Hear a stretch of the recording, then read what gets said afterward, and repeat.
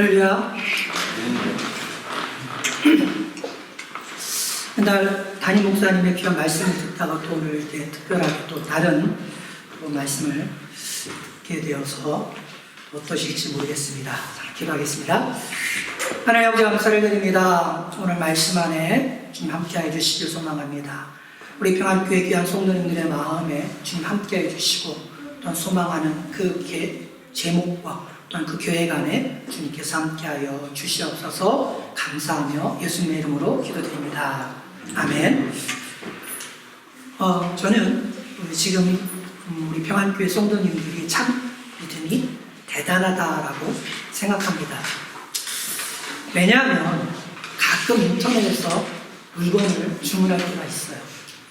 특별히 얼마 전에 저희 딸 한나가 생일이어서 아내가 인터넷에서 자질구레한 싼 물건들로 장식을 한다고 주문을 했어요. 주문하기 전에 요모 좀 살펴보잖아요. 가격을 떠나서 그래도 나한테 맞는 건지 그래서 픽을 해서 이거다 해서 주문을 해서 받았습니다. 막상 구입하기 전에 요모조모 따져보고 픽을 해서 구입을 하고 직접 받아본 첫 느낌은 사진 속의 물건하고 다른데 였습니다. 어떻게 성도님들은 인터넷 주문한 것들을 대체적으로 만족하시며 그래? 제 값을 했어 그러시나요? 사실 어떻게 보면 인터넷을 통해서 구입하는 물건들도요, 우리가 신뢰하거나 또는 이것은 나한테 필요해 라고 생각해서 선택을 해서 구입을 한단 말이에요.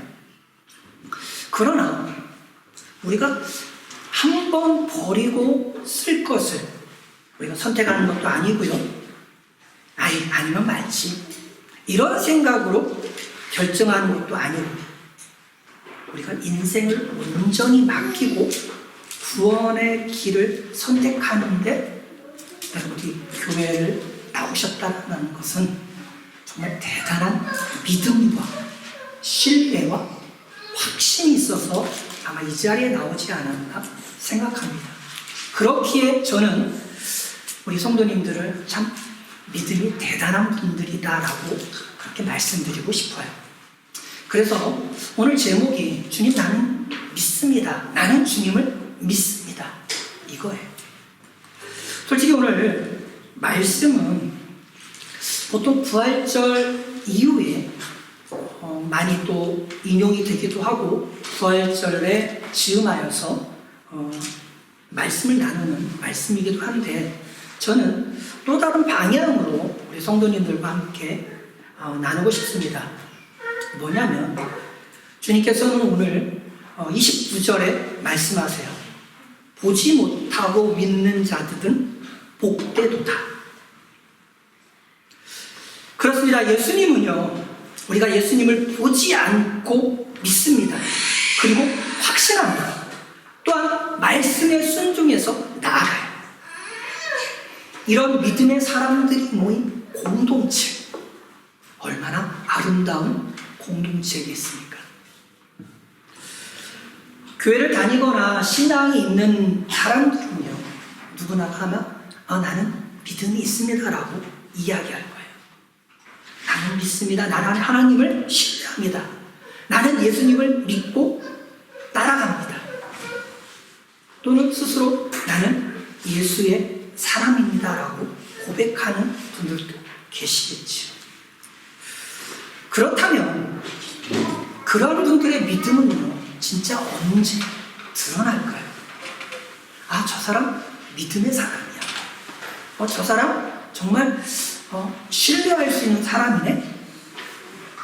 보통 우리가 벽에 맞닥뜨릴 때, 어려운 문제가 나에게 닥칠 때, 또는 문이 닫혀서 더 이상 벗어날 곳이 없을 때, 두려움이 찾아올 때, 설명되지 않는 어려움이 나에게 닥칠 때, 또는 내가 알지 못하는 아픔이 나에게 찾아올 때 그분들의 믿음이 없다. 저 사람은 정말 믿음의 사람이었구나 라는 것을 우리는 언뜻 확인할 수 있습니다. 제자들은 그랬어요. 어떤 모습이냐면요. 예수님은 부활했습니다. 그러나 제자들의 마음은 여전히 무너져 있었다라는 겁니다. 왜 그랬냐면 우리가 읽은 말씀에 19절 말씀에 그래요. 예수님이 부활하신 그날 저녁에 유대인들을 두려워하여 모인 곳의 문들을 닫았다라고 얘기합니다. 주님을 믿습니다. 나는 주님의 제자입니다라고 이야기를 하지만 정작 제자들은요. 두려움에 떨었어요. 유대인들이 두려웠을 것이고요. 그리고 아직 십자가에 못 박힌 그 예수님의 부활의 그 상황을 그들은 믿지 못했습니다.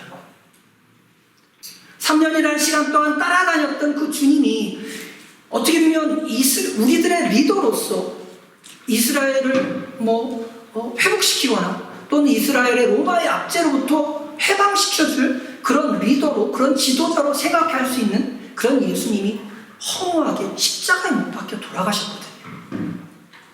그리고 부활했다는 소식은 들었지만 직접 보지를 못했어요. 그렇기에 그들은 두려움에 또는 절망 가운데 떨었을 수도 있습니다. 어떻게 보면 믿음이라는 것 앞에 그들의 두려움이 더 크게 작용했는지도 몰라요.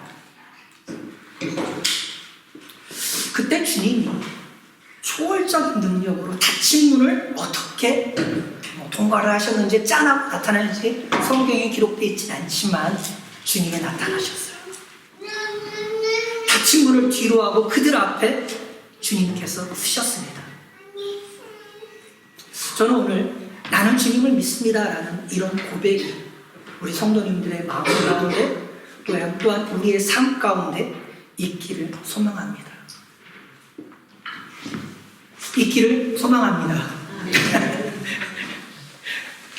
제가 순복음이라서 살짝 다른 느낌의 분들이 계시면 이해를 해주세요. 순복음에서는 이렇게 이제 유도를 합니다. 여러분 믿으시길 바랍니다. 그렇게 될 줄로 믿습니다.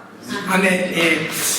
이렇게 또 이렇게 하는데 나하고 좀 결이 다른데 그냥 오늘만 참으시면 다음 주부터 또 우리와 맞는 또 목사님이 오셔서 말씀을 전해 주실 거라 생각합니다. 예수님께서 이런 두려움에 걱정 가운데 있던 제자들에게 말씀하시는 것이 있어요.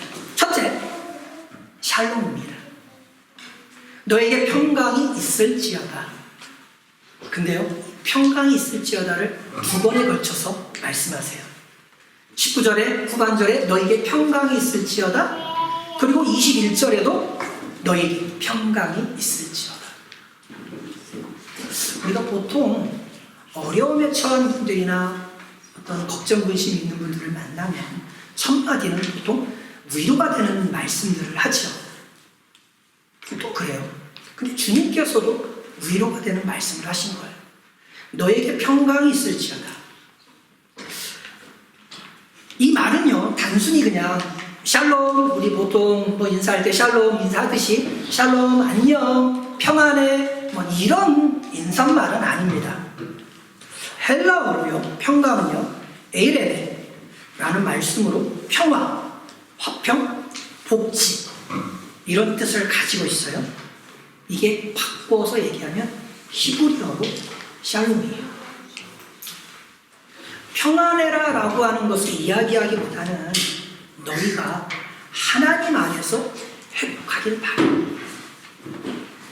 무너지고 깨어진 너희 마음이 주님과 함께 하길 바래. 물론 뒤에서 말씀드리겠지만 내가 너와 함께 할 거야 라고 하는 말씀입니다. 어떻게 보면 주님이 나와 함께 한다라고 하는 그 말씀이 다른 어떤 위로의 말씀보다 가장 나에게 위로가 되는 말씀이지 않을까 생각합니다. 내가 너와 함께 할 거야. 근심하지 마. 걱정하지 마. 예수님께서 지금 찾아온 곳이 어딘가요? 제자들이 두려움의 걱정과 근심 가운데 문을 꽉꽉 닫아놓고 있던 그 자리에 찾아오셨어요. 그렇다면 그 제자들에게 있어서 지금 가장 필요한 게 뭘까요? 이 두려움을 극복할 수 있는 것. 유대인들의 두려움, 예수님의 이 부재를 내가 어떻게 회복할 수 있을까? 이거겠죠. 그래서 주님께서 오셔서 숨죽이고 있는 제자들에게 첫 마디가 평강이 있을지어다. 샬롬. 내가 너와 함께하고 있어. 근심하지 마. 걱정하지 마. 그렇다면 우리 성도님들 가운데 혹 내가 마음의 문을 닫거나 사람들과의 관계를 단절하거나 그런 상황에 맞닥뜨린 상황들이 있습니까? 또는 경험들이 있으신가요? 아마 어떤 분들은 지금이 그럴 때라고 이야기할 수도 있어요. 내가 알지 못하는 질병에 놓여 있을 수도 있고요. 요즘에 어제 어떤 한국 가정에 어떤 가정을 만나서 같이 교제를 초대를 해서 같이 교제를 했는데 그런 이야기를 하더라고요. 집사님 계시지만 요즘에 요 벤츠나 요 다임슬러인가요? 많이 직원을 자를 수는 없지만 임금을 삭감한다고 하더라고요. 20-30%를 삭감하기 위해서 일 시간을 줄이거나 이런데요. 그러니까 마음에 그동안 100%의 어떤 인컴이 있었는데 지금 70%밖에 없다 보니까 나머지 30%를 어디서 해결해야 되나, 이 집세는 어떻게 내지, 또 이런 걱정을 이야기하더라고요. 생각지 못했던 그런 두려움이 있어요. 앞날에 대한 근심 걱정. 지금 당장 이거지만 또 얼마 지나서 또 삭감하면 어떻게 하지? 또는 당장 내줄 수는 없지만 퇴직을 앞당기는 그런 거를 내서 잘리는 건 어떻게 하나? 아직 나는 젊은데, 내 남편은 젊은데, 이런 걱정들이 앞서요. 그럴 때 주님께서 우리에게 찾아오셔서 샬롬, 평강이 너에게 있을 거야. 두려워하지 마. 걱정하지 마. 내가 너와 함께 하잖아.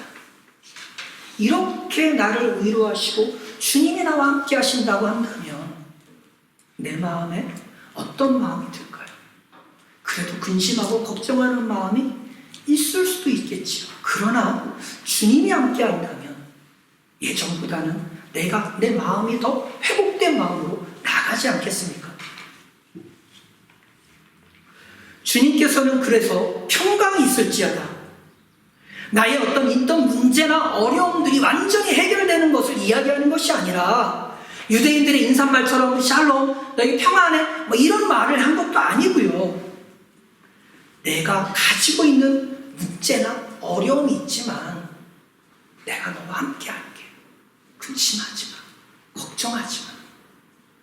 내가 내 손을 잡아줄게. 정말 주님이 나의 손을 잡아주신다고 한다면 나에게는 두려움이나 떨림이 사라지지 않겠습니까? 사실 어떻게 보면 이 샬롬, 평강이 있을지어다라는 말씀은 마태복음 2장 14절에 예수님이 이 땅에 처음 오실 때 말씀하고 비슷해요. 지극히 높은 곳에서는 하나님께 영광이요, 땅에서는 하나님이 기뻐하시는 사람들 중에 평화로다.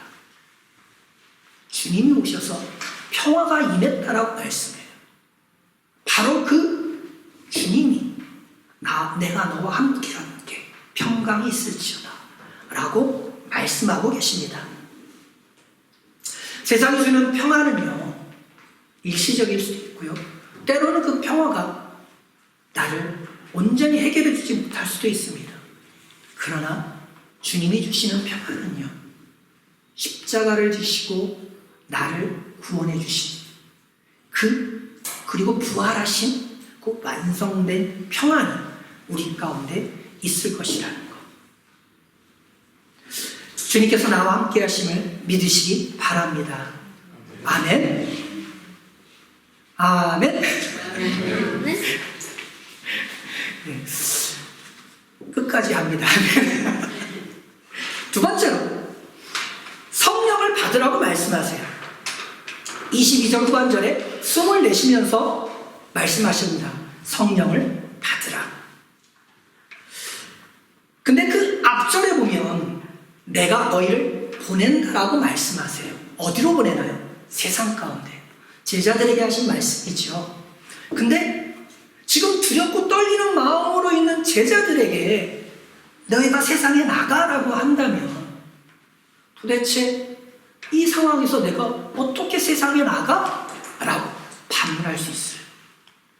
근데 주님께서는 말씀합니다. 내가 성령을 받으라. 너희가 성령을 받으라. 어떻게 보면 두려움에 갇혀있던 제자들에게 하나님께서 보내신 것이 있는데 나도 너희를 세상 가운데 보내겠다라고 말씀하셔요. 제자들, 사도로서 이제 보냄을 받는 과정입니다.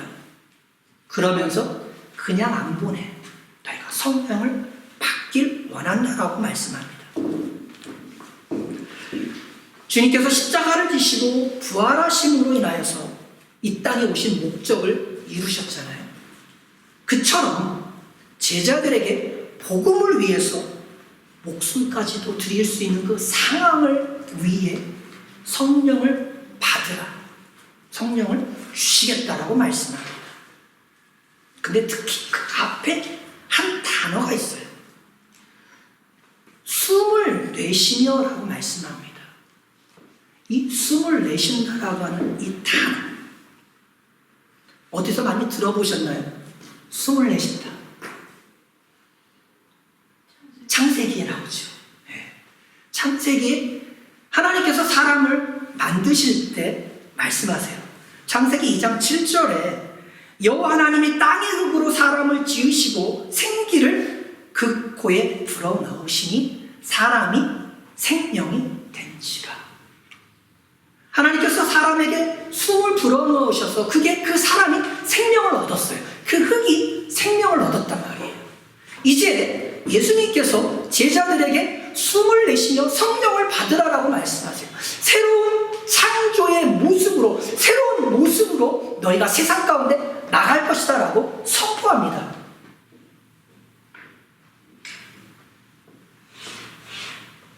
사도들에게 필요한 것이 지금 무엇이겠냐면 복음을 증거할 수 있는 그런 힘이었어요.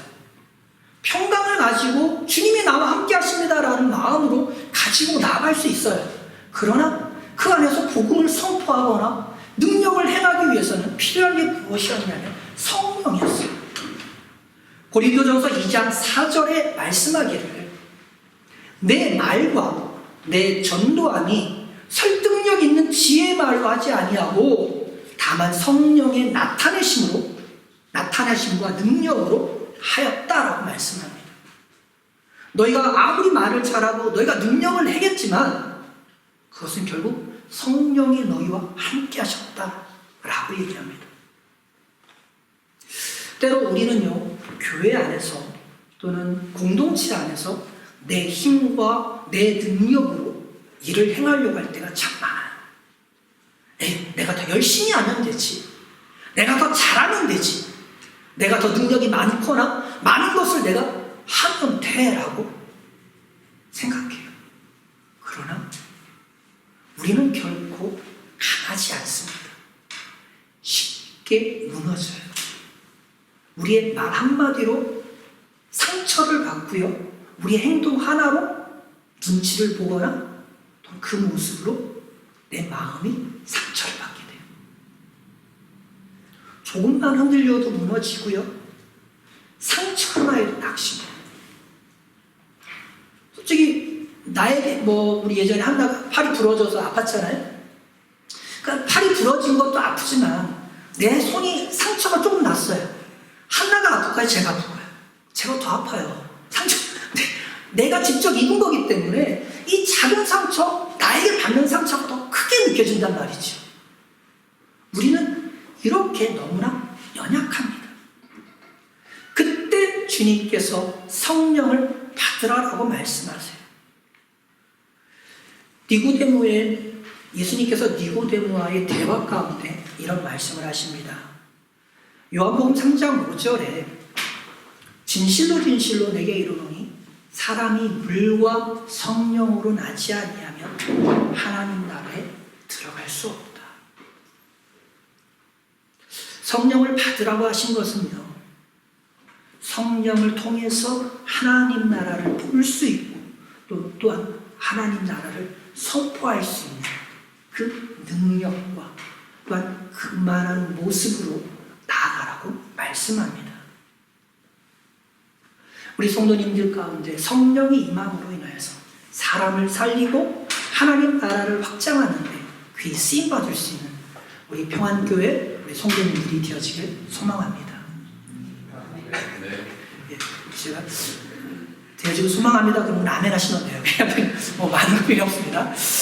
우리 귀한 평안교회 성도님들이 성령을 받음으로 인하여서 하나님의 능력의 사람으로 나아갈 수 있기를 소망합니다. 또한 그렇게 되어지길 축원합니다.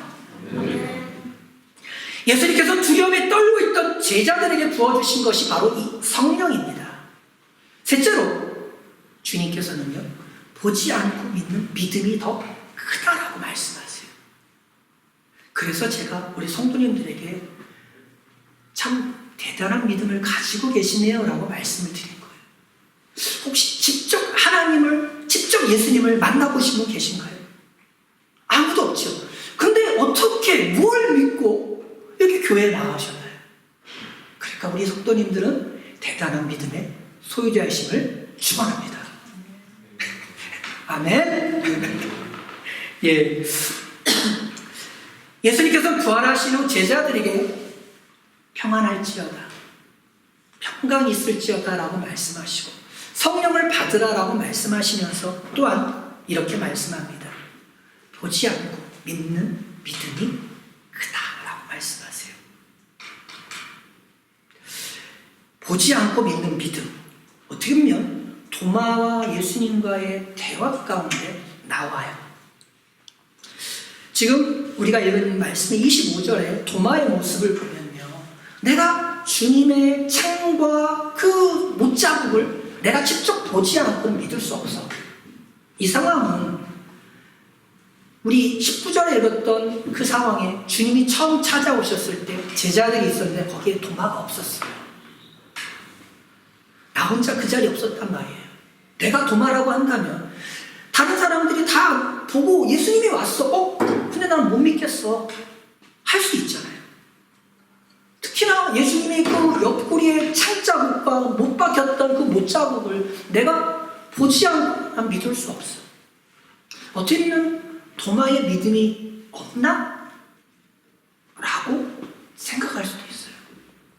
그러나 사실은 그렇지 않습니다. 왜냐하면 마가복음 16장 11절에 보면 예수님의 또 다른 제자들도 믿지 않았다고 그랬거든요.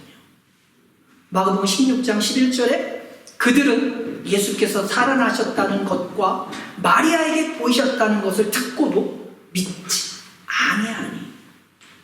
다른 성경, 요와 동일한 다른 성경에서는 그렇게 말씀하세요. 믿지 않았다고. 다른 제자들도 다 믿은 것이 아니라는 거죠. 그렇게 도마의 그 믿음 없는 사람, 그렇게 평가하기보다는 조금 더 내가 정확하게 하고 싶어. 아마 그런 모습이었던 것 같아요. 26절에 또한 말씀합니다. 예수님께서 사람들이 다시 모였어요. 두 번째 모임 장소에 나타나셨는데 여기도 동일해요. 19절의 말씀과 언뜻 비슷해요. 뭐가 비슷하냐면 그들은 역시나 문을 닫고 모여 있습니다. 19절에도 무서워서 문을 닫았는지 뭐 했는지 모르겠지만 문을 꼭꼭 닫았단 말이에요. 근데 26절에서도요, 문을 닫았고 닫힌 문에 예수님이 또한 나타나셨어요. 그리고 또한 첫 마디가 무엇이냐면 너희에게 평강이 있을지어다 라고 말씀하십니다. 이 평강이라는 것이 어떻게 보면 참 강조되는 말씀이죠. 주님이 나와 함께 하시겠다. 그럴 때 성령이 임하시고 그럴 때 믿음 없는 자가 믿음을 소유할 수 있는 그 상황에 놓이는 거죠.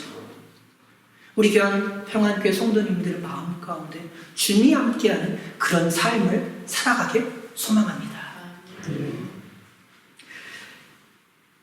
주님께서 다시 찾아오셔서 하시는 말씀이 27절에 이르기를 믿음 없는 자가 되지 말고 믿는 자가 되어라. 어떻게 보면 우리의 기독교 신앙에서 가장 큰 원리라고 하면 부활이에요. 우리는 십자가의 모습을 기억하지만 가장 큰 것은요, 우리는 부활신앙입니다.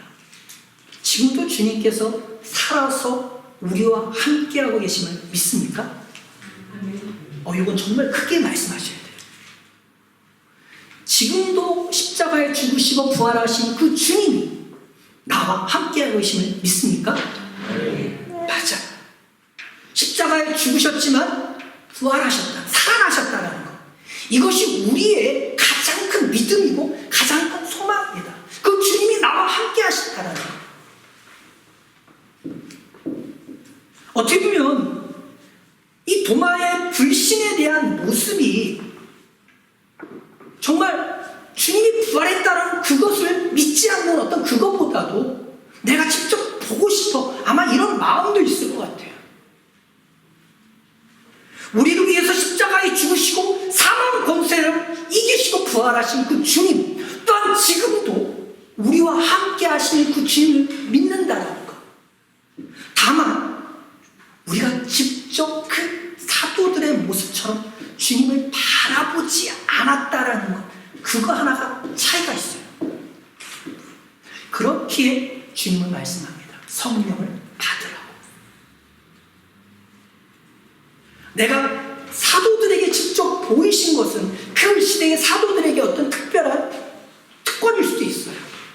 그러나 그 이후에 성령이 임함으로 인하여서 많은 능력들이, 많은 일들이 행해지는 것을 우리는 기억합니다. 또한 그것이 사도시대뿐만 아니라 지금도 우리가 살아가고 있는 이 시대에 일어나고 있는 일이라는 것. 도마는요, 주님께서 말씀하신 27절 믿음 없는 자가 되지 말고 믿는 자가 되라, 이 말 이후에 어떻게 보면 우리가 해야 될 신앙의 고백을 합니다. 우리 다 같이 한번 28절 한번 읽어볼까요? 다 같이 읽겠습니다. 시작.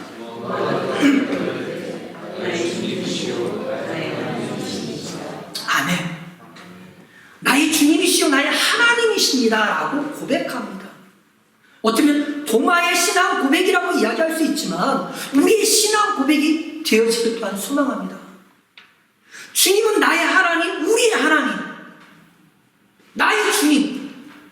어떻게 보면 이 말씀이 요한복음 1장 1절에 이런 말씀이 있어요. 태초에 말씀이 계시니라. 이 말씀이 하나님과 함께 계셨으니 이 말씀은 곧 하나님이시다. 이 말씀이 태초에 계셨고 이 말씀이 하나님과 계셨다. 예수님이 하나님이시다. 나의 주님이시고 나의 하나님이십니다. 어떻게 보면 도마의 고백은요, 주님은 하나님이십니다라는 고백이에요. 우리 성도님들이 힘들고 어려울 때 나와 함께 하시는 그 주님을 동행하며 나아갈 수 있는 우리 평안교회 성도님들 되어지길 소망합니다. 내가 보이지 않는다고 의심하지 말아라. 나는 여전히 너와 함께하고 있다라고 하는 그 말씀을 29절에 선포하세요. 보지 못하고 믿는 자들은 복되도다. 믿음은 보이는 것으로 다 해결되지는 않습니다. 히브리서 11장 1절에 믿음은 바라는 것들의 실상이요 보지 못하는 것들의 증거다라고 말씀합니다. 우리의 눈에 안 보인다고 해서 없는 것이 아니죠. 믿음은 바라는 것들의 실상이고 보지 못하는 것들의 증거다. 어떻게 보면 우리가 아이가 부모의 손을 붙잡고 갈 때 세상 모든 것을 다 가진 것과 같은 마음을 가져요. 때로 나를 괴롭히던 뭐 형이나 누나나 뭐 누가 있더라도 그 앞에 하다못해 강아지가 왈왈 짖는 강아지가 있더라도 부모의 손을 잡고 가면요 세상 모든 것을 가진 것처럼 두렵지 않아요. 주님이 붙잡고 나가는 그 마음이 이 어린아이가 부모의 손을 붙잡고 나갈 때 안전해. 나는 두려울 게 없어. 그런 마음과 같은 모습이지 않을까 생각합니다. 어떻게 보면 나의 삶에 이해되지 않는 일들이 일어나도요. 나의 상황에 미래가 보이지 않아도 주님만을 의지하여 나아가는 모습이 우리에게 있기를 소망합니다. 진짜 믿음은요. 우리가 설명되지 않아도 주님을 붙잡고 나아가는 것. 이해되지 않아도요. 붙잡고 나아가는 것. 어떤 분이 어떤 집사님이 이제 그런 글을 보내셨어요.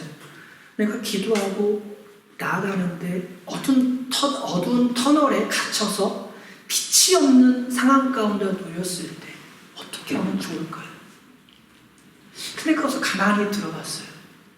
내가 지금 열심히 걸어가고 있는데 저 앞에 빛이 있었는데 빛이 없어. 지금 그 상황에 놓였을 때 이럴 때 어떻게 하면 좋을까요? 가만히 생각하고 있다가 그렇게 저는 결론을 내렸습니다. 집사님 두려워하지 마세요.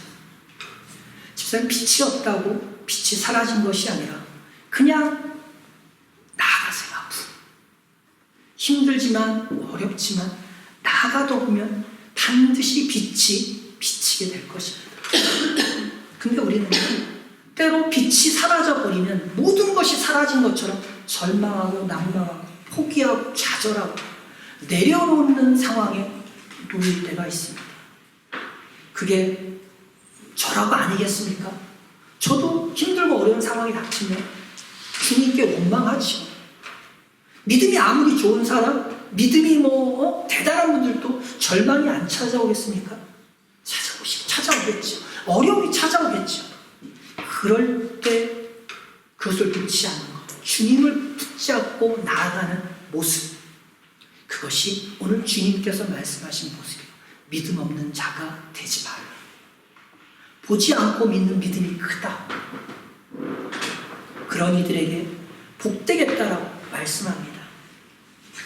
오늘 하루를 나아가는 우리 귀한 성도님들 삶 가운데 주님이 나와 함께 하시고요. 우리에게 말씀합니다. 평강이 너에게 있을지어다. 성령을 받으라. 또한 말씀합니다. 믿지 않는, 보지 못하고 믿는 자가 아니라 믿음간에서 보지 못하고 믿는 자들이 되라라고 말씀하세요. 그런 자가 복되다라고 말씀합니다. 우리는 기억해야 합니다. 나의 삶을 주관하시고 계시는, 그리고 나의 삶을 인도하시는 그 주님을 붙잡고 나아갈 수 있는 우리 평안교회 귀한 성도님들, 그렇기에 저는 우리 성도님들에게 말씀을 드리고 싶습니다. 우리 성도님들은 정말 믿음의 사람입니다 라고 말씀을 드리고 싶어요. 함께 기도하겠습니다. 하나님 감사를 드립니다. 나의 믿음 없음을 주님 용서하시고 정말 믿음의 사람으로 나아갈 수 있는 저희들의 모습이 될 수 있도록 도와주시옵소서. 주님이 나와 함께 하심으로 나에게 평강이 있음을 고백합니다. 내가 성령을 받음으로 인해서 하나님의 자녀로 나아갈 수 있도록 도와주시길 원합니다. 믿음 없는 자가 아니라 보지 않고 믿는 믿음을 가지고 나아갈 수 있는 저희들 될 수 있도록 도와주시옵소서.